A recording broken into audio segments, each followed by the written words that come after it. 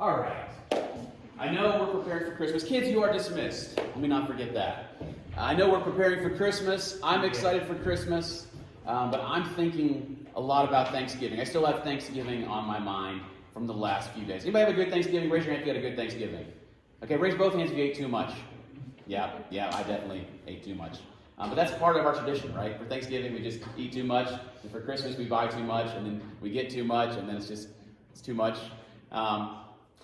One thing that I think is not too much is the Thanksgiving Day Parade. Has anybody ever watched the Thanksgiving Day Parade, the Macy's Thanksgiving Day Parade?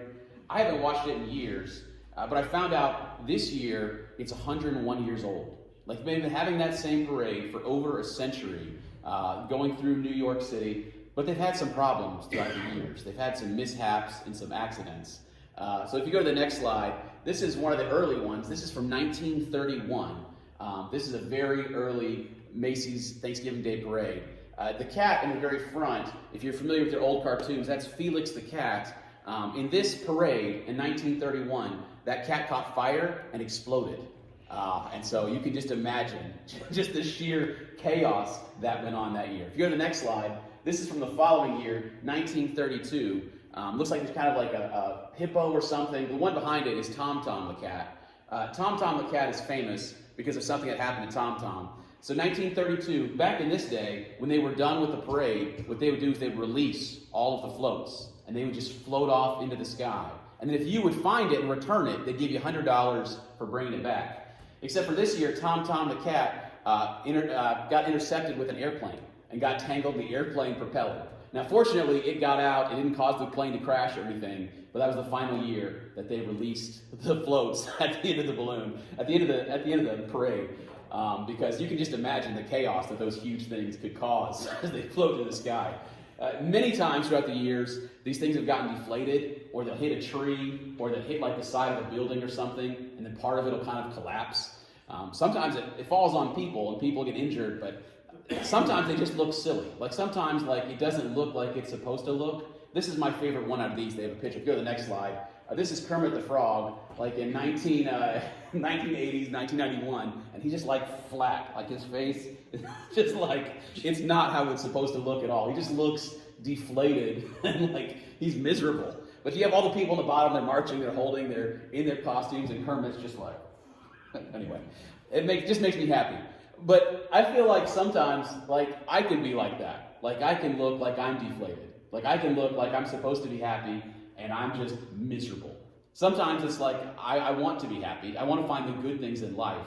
But one thing or another bumps into me, and then I'm no longer blown up. I'm no longer excited. I'm no longer having the joy that I want to show. The joy that I want to be inside of me. Now, the Bible doesn't say you're supposed to be happy all the time, or you can be happy all the time. But the joy of the Lord is supposed to be our strength. And so we're supposed to find our joy in God. We're supposed to find our hope in Him. We're not supposed to live lives as Christians looking like we got beat up every day, looking like we just came out of the washing machine. I heard somebody once say, hey, you look like $1 million just all wadded up and green. That's not what we're supposed to do, right? We're supposed to just have some joy, have some hope, have something in us that is good, have something in us that is meaningful. And everyone wants to be happy. Everyone. If you polled anybody on the street and said, hey, do you want to be happy?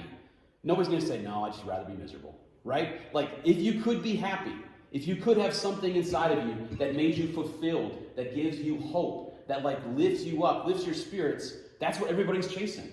That's what everybody's looking for. Whatever they're going for, whatever they're pursuing, ultimately, deep down, everyone is looking for happiness. Everyone is looking for something that gives them joy, that gives them hope, that gives their life meaning and purpose. And I think I know what it is. And if you're thinking, hey, it's Jesus, you're just going to say Jesus, that's not what I'm going to say. Jesus is a source of happiness. He's a source of goodness. Yes, you should come to know Jesus. If you don't know Jesus, you're missing out. But that's not what I'm going to say is the answer. That's not what I think is the secret to happiness. I think there's something else. Go to the next slide. What is the secret to happiness? What is it?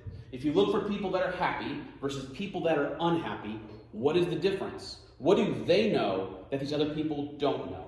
What are they doing with their lives that these other people are not doing? What is the secret to happiness? What do we know that makes people happy versus these people unhappy? There's a couple answers that are going to come to our mind right away that are pretty easy, because there are some things that make us happy. There are some things that temporarily, in the moment, get us excited, make us pleased, make us feel joyful, but ultimately they don't fully sustain us. If you go to the next slide, one of them is when I get my way.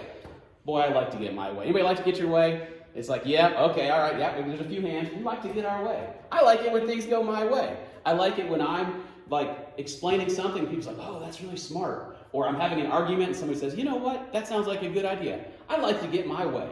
I have what my version of the best way forward is, and I'm going to go that way. And I hope people come with me. I like to get my way. And that makes me happy, I think. But people who get their way all the time, are they happy? Like people who get their way all the time consistently, do they seem happy? No, they're miserable. They are spoiled rotten. If there's a kid who is raised and his parents always give him his way, no matter what, and his teachers always give him his way, no matter what, and people his whole life give him his whole way, no matter what, is that person going to be happy? No, they're going to be miserable, because eventually somebody's going to say no, or eventually something's going to happen, and that's not going to be fulfilling. Even though we feel like we want our way all the time, something in us wants some pushback. Something in us believes there's more than just me that I can understand. And so when it makes us happy to get our way, that's not the source of ultimate happiness. It's not. Even if we get our way all the time, not only will I get lost just following me, because I can be a bad guide sometimes, but it's not good for me to get my way all the time. So this is not the secret to happiness when I get my way. Next slide. When I have everything I want, when I have everything I want, I like to get stuff that I want. I like to get stuff I've been looking forward to, or I've been thinking of, or something that's meaningful to me. All of us like some things. All of us have some idea of, man, if I could have this thing, I feel like I could be more happy.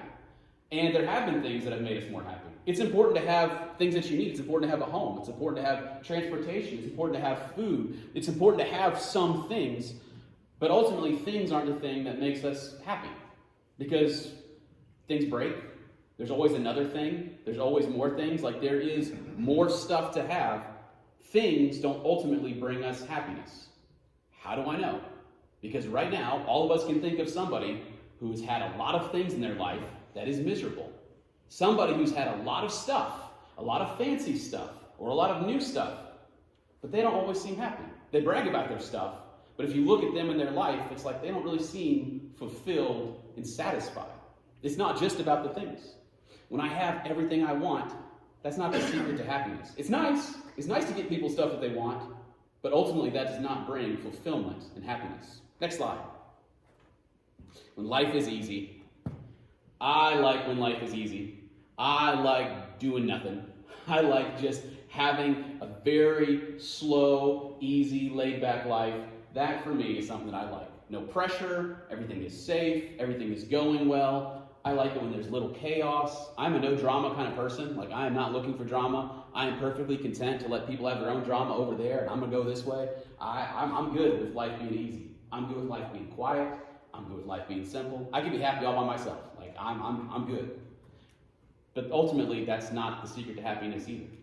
Because there are people who just focus on themselves, who just focus on the easy way, who just focus on not struggling. There's an epidemic in our country of men who just can't function in society, who I don't know, who because of life being focused on them as they grow up, because of things that they want, they end up not moving, not maturing, not turning into anything good. And that is really difficult. And sometimes, hey, they've had it the easy way. They haven't had to have pressure. They haven't had to have struggle. And they don't mature. And that is hard. And that is difficult for them. And that's difficult for their families. And it's difficult for the world. Because we need strong men. We need good, godly men. We need people who pursue God and want to know Him and follow Him. And so, you know what? Life being easy isn't the answer either. As much as I like life being easy, eventually that gets boring. Eventually that gets laid back. In fact, I had a job where I did security downtown Atlanta, night shift, for about 7 years. And this was about my job. I would just walk around the property and make sure everything was secure, and I'd watch the cameras for 4 hours. That was my job. First couple weeks, months, like, hey, this is easy. I don't have to do anything. Like, they pay me just to be here, be alive. You know what? If an emergency happens, I run to the scene, but no emergencies happen. So here I am day after day. I don't have to do anything. I just have to show up. If I show up, they pay me. I don't have to do anything. There's no problems, no issues. I just drive around, walk around. That's it. After a few years, that gets boring. After a few years, that gets empty. After a few years, man, it's like, why am I even coming? I don't even matter. I'm not making a difference. I'm not doing anything. I'm just stuck. I'm not doing anything. It's easy as can be. I just arrived. That's it. But you know what? Ultimately, if it's too easy, that gets emptying too. So that's not the secret to happiness. Next slide. All right. On the very next slide, I have what I believe is the secret to happiness. I kid you not. I think this is the difference between people who are happy and people who are unhappy. If you want to be more happy, pay attention to what's on the next slide. Because literally, I believe this is something that can change your life. I believe this is something that makes the difference between happy people and unhappy people. Are you ready? All right, next slide. Happiness equals thankfulness. You can only be as happy as you are thankful. You can only be as happy as you are thankful. You will not find one happy person in the world who's ungrateful, who thinks they're better than all of it. And you can find lots of people who are miserable, who have no thanks whatsoever. They may have the best stuff, they may have the best relationships, they may have what looks like the best life, but if they have no thankfulness, they're miserable. They're miserable. In high school, I dated this girl who was a multimillionaire. She inherited from her dad hundreds of millions of dollars in the bank. She never has to work a day in her life. She literally just lives off the interest. Every year she takes out a portion of the interest, and she lives off of that, and does whatever she wants to. And she's bitter. She's miserable. She is mean. Like, she can have anything, but it's not good for her. It's not good for her as a human being. It's not good for her as a person. And I've known kids that I've worked with who are as poor as you can think. Like the poorest kids in America you've met. And you give them a balloon, and they're excited. A balloon. Like a balloon. You get a pack of them for $1. A balloon. Something small. Why? Because they're thankful for it. Because they're excited for it. Because it means something to them. The difference between happy people and unhappy people is how thankful they are. You can only be as happy as you are thankful. You can only be as happy as you are thankful. If you are unthankful, if you are ungrateful, you are unhappy. Every time. If you want to be happier, you need to be more thankful. Does that mean that there are difficult things in your life? Yeah. There will always be difficult things in your life. You always have struggles with your family, or with your body, or with your future, or with the way people treat you, or with your stroke, whatever. There will always be something in your life to complain about. There will always be something in your life to drag you down into negativity. But there's always things in your life to be thankful for too.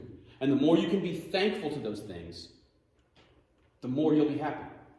Now, into the mental health world, the big focus, they call it gratitude, which is like being thankful, but there's no source. Okay, it's like you're thankful to the universe, or you're thankful to life, or you're thankful to whatever. But thankfulness is different to me because it's relational. I'm thankful to my parents for how they raised me, for what they did for me. I'm thankful to my kids for being in my life, for my wife for loving me. I'm thankful to my God for all he's given me. Like, to me, thankfulness is connected to God because I don't have anything without him. I'm thankful to him. I appreciate him, all the good and wonderful things he has given me. But if I flip that and I complain to God about every problem I have, every frustration I have, everything in life that ain't right for me, everything I don't have, am I going to be happy? Can I be happy if I'm focused on all the bad, if I'm focused on all the problems? And the problems will be there. The issues will be there. The struggle will be there.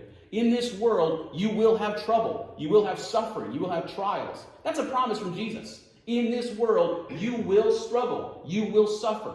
You will have a difficult time. But then Jesus says, but take cheer. Take heart. Be happy. Why? Because I've overcome the world. If you want to be happy, if you want to be more fulfilled in your life, you have to be thankful, and specifically thankful to God. God, thank you for getting me up this morning. God, thank you for what I can do.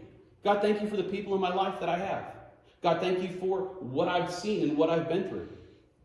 If you want to be happier, I guarantee you, the more thankful you are, the happier you'll be. The less thankful you are, the more miserable you'll be. And yes, there's things to complain about. Yes, there's things to be frustrated about. Yes, there's stuff that is so irritating, it makes you mad just to think about it. But the more you focus on that and live in that and stay in that, the less happy you will be. The less fulfilled you will be. The less good there will be in your life. The more you can be thankful, the more you will be happy. The more you'll be satisfied. The more you will feel fulfilled. If you can be more thankful. If you can be more focused to God on what He has done for you. That's the secret to happiness. If you want to be happier, be more thankful. And you can tell everyone that. Like, please. Like, let everybody know. Hey, you want to be happier? I heard the secret of happiness. It's thankfulness. It's thankfulness. This equals how happy you are. And you can see it in your friends and your family. Are they thankful? Are they grateful? Are they hopeful? Or are they not? Are they so stuck in their fears, in their failures, in their pain, in their insecurity, that they can't see anything else? Those people are miserable. Those people are. Those people are not the people who are happy and excited and friendly. The people who are on the other side, who are just so thrilled, even if they're having a bad day, even if things are difficult. Your happiness equals your thankfulness. And this is something I can be bad at. I can definitely get down the mully grubs. I can definitely feel sorry for myself. I can have a pity party, and I can be mad. I can be mad at the way the world is. I can be mad at the way people have mistreated me.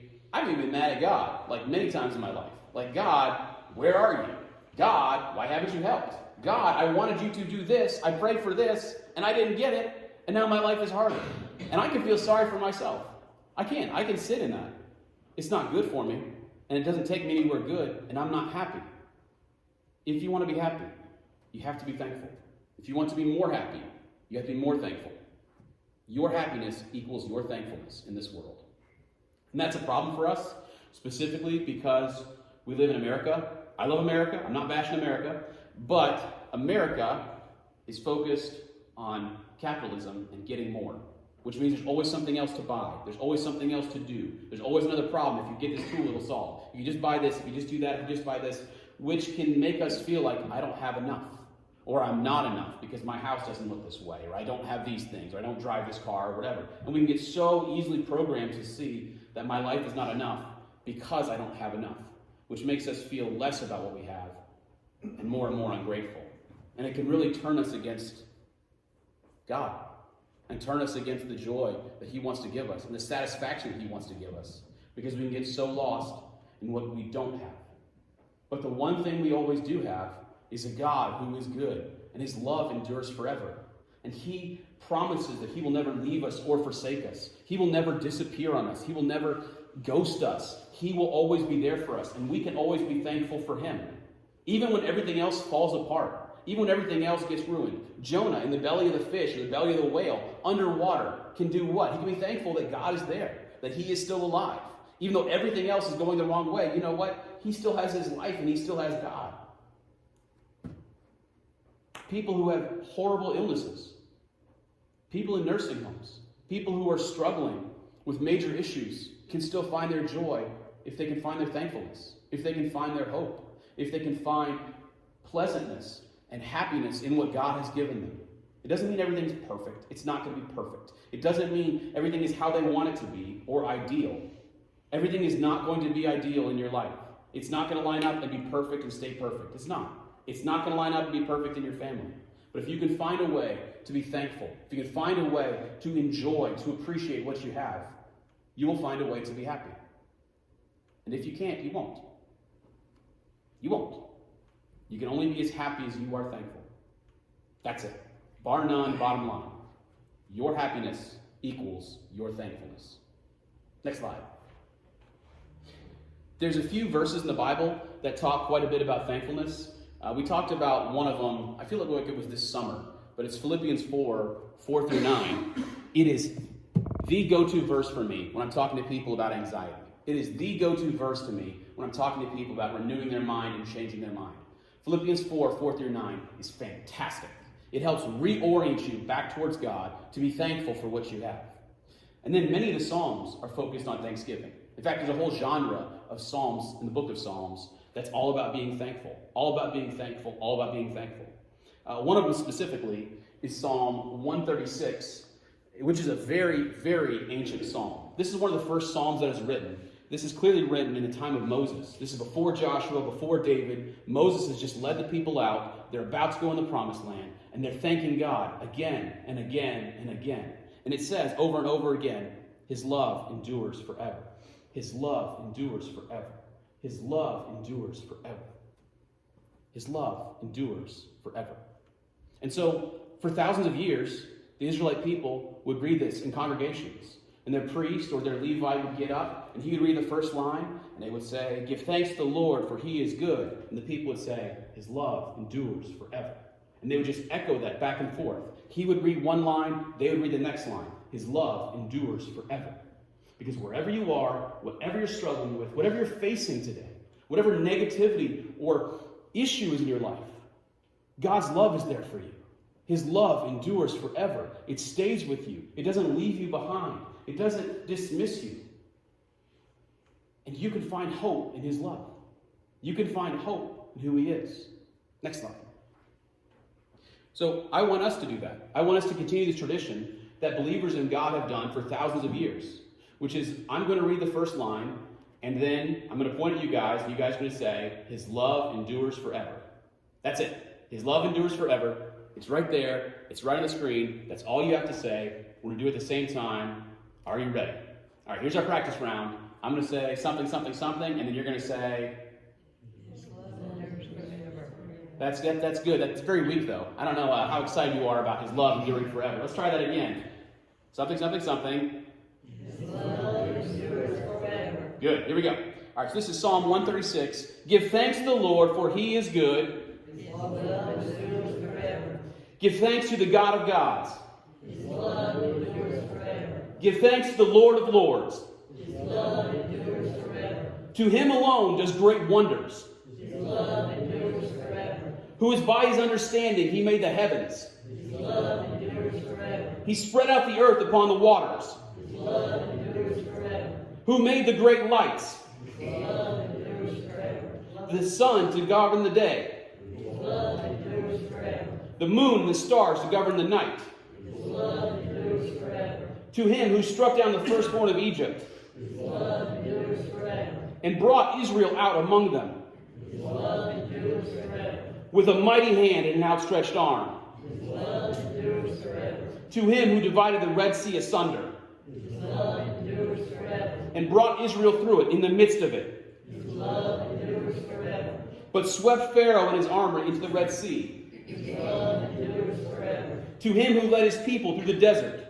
His love endures forever. Who struck down the great kings. His love endures forever. And killed mighty kings. His love endures forever. Sihon, king of the Amorites. His love endures forever. And Og, king of Bashan. His love endures forever. And gave their land as an inheritance. His love endures forever. An inheritance to his servant Israel. His love endures forever. The one who remembered us in our low estate. His love endures forever. And freed us from our enemies. His love endures forever. And who gives food to every creature. His love endures forever. Give thanks to the God of heaven. His love endures forever. His love endures forever. Whatever you're facing, whatever you're struggling with, whatever's messing with you, you have his love. His love endures forever.